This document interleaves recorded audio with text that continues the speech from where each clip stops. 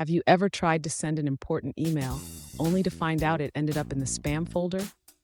It's frustrating, right? If that's you, then you're in the right place. Today, we're diving into how to sign emails in C# to reduce that spam score. I understand how annoying it is when your emails are marked as spam, especially when you're trying to communicate something important.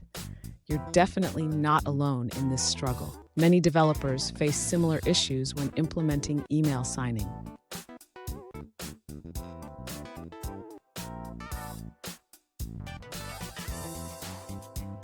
Here's the specific situation we're looking at.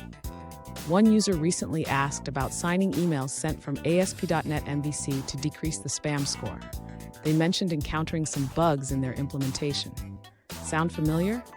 If so, let's dig into this together and find a solution.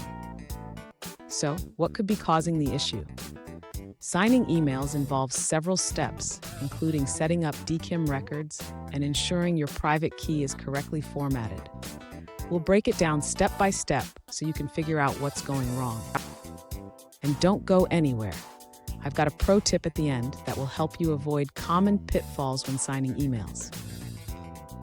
To begin resolving the user's issue, we need to ensure that the DKIM public key is correctly formatted in the DNS record. The user should check that the public key does not contain any extra spaces or line breaks.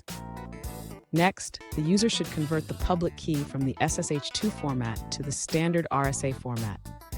This can be done using tools like OpenSSL. The user should ensure they are using the correct key format. After converting the key, the user should copy the content of the RSA public key into the DNS record. It is important to include only the key itself, excluding any header or footer lines. Finally, the user should verify the DNS record using an online DKIM checker. This will confirm whether the public key is valid and correctly set up. Did you know? The first email ever sent was in 1971, and it was just a simple message saying "Quartip." We've come a long way since then, but the importance of email security remains the same. Now, let's look at the answers provided by other users. An alternative solution suggests that the code is correct, but the issue lies with the public key format.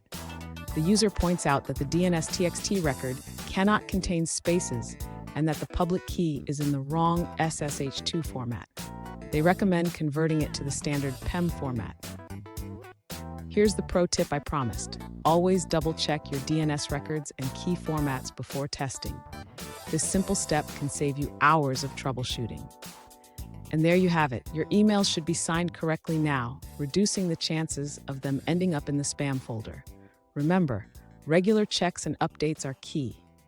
If you found this helpful, hit the subscribe button for more tips and don't miss our bonus pro tip on email security.